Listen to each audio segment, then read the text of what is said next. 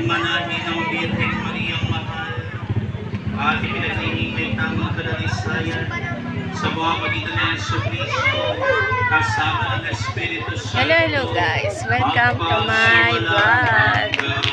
Ang ating video ngayon guys is First Communion ng aking bunso. Salamat sa Diyos sa biyaya ng Eucharistia, ang simula ng lakas, yung pagpapala at ang imawa sa lahat ng tao.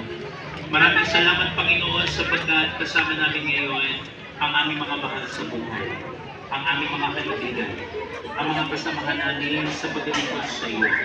Nawa ang kanilang mga kahilingan na iyong pakinggan at ipagkaloob sa kanila.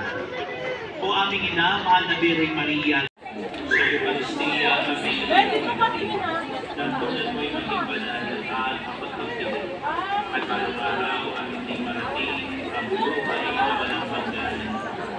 Magsiko po muna lahat sa may boys na din.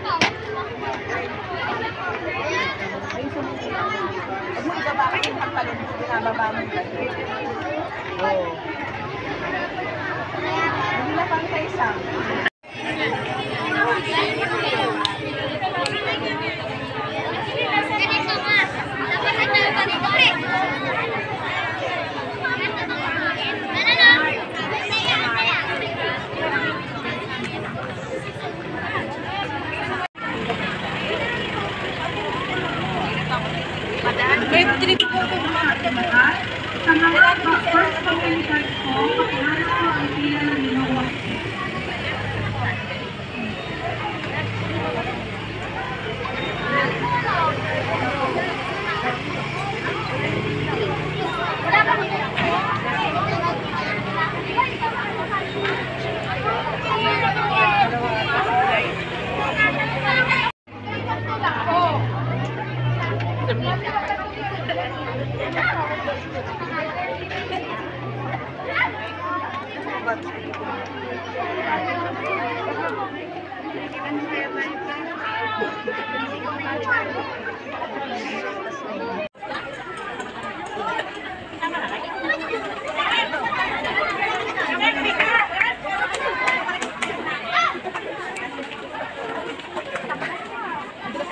Let's go.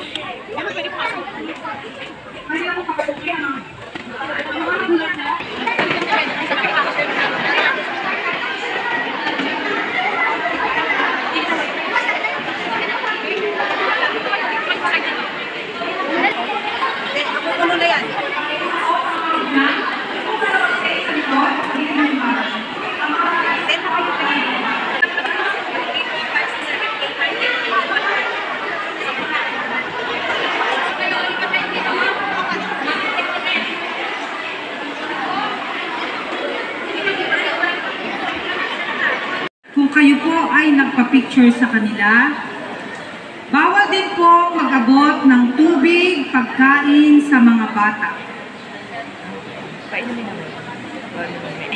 Wala akong dala.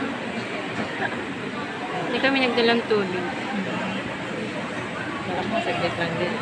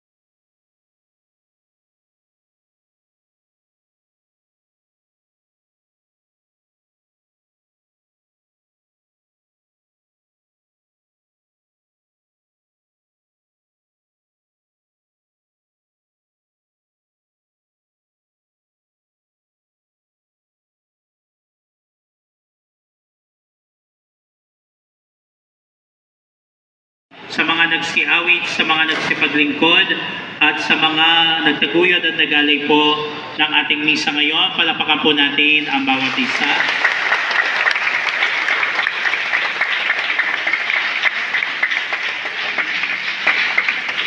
Pasalamatan po natin sa natatanging paraan ang ating pong mga Paska. Palapakan po natin ang ating mga katikista.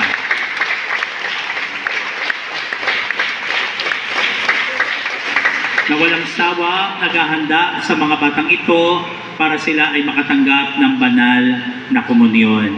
At syempre pa, katuwang nila sa paghubog sa mga batang ito ay ang mga magulang. Palakpakan din naman natin ang mga magulang.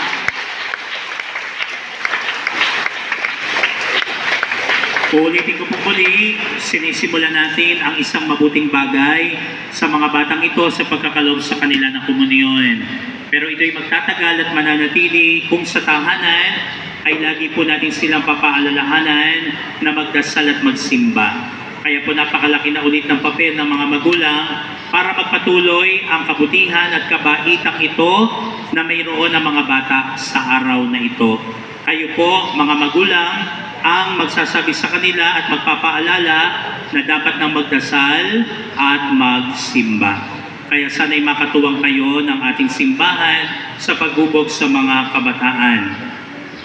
At sa mga mag-aaral natin na naririto ngayon, every Sunday, marapat na tayo ay laging nagsisimba. Kaya ba yun ng mga bata? Opo. Kung hindi man Sunday, sa inyo pong mga SPPC Chapel, katulad ng Hulo at ng Luwasan, Sabado po ang misa doon, pwede rin kayo doong magsimba. Pero huwag matatapos ang Sabado o ang Linggo na hindi tayo nakakapagsimba. Sapagkat ito na yung pagkakataon na tanggap na natin si Kristo, dapat tayo linggo-linggo o higit pa, siya'y ating natatanggap. Kaya maraming salamat din sa pakikiisa at kooperasyon ng mga bata. Palakpakan naman natin yung mga batang naroon.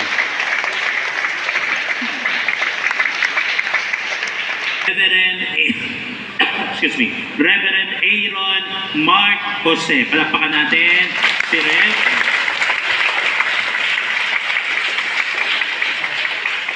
Ayan, ang tawag natin sa kanila ay Rev kasi sila ay sila po ngayon ay diakono, kaya po Reverend. At inihahanda para maging pari, kaya po makakasama natin ang isang buwan dito si Reverend Aaron. At sana po ay titingnan-tingnan niyo siya, babatiin po ninyo, kakamustahin, sapagkat siya po ngayon ay bahagi na ng ating komunidad. O, tatayo po tayong lahat. Salamat sa Diyos. Palakpakan natin ang Panginoon.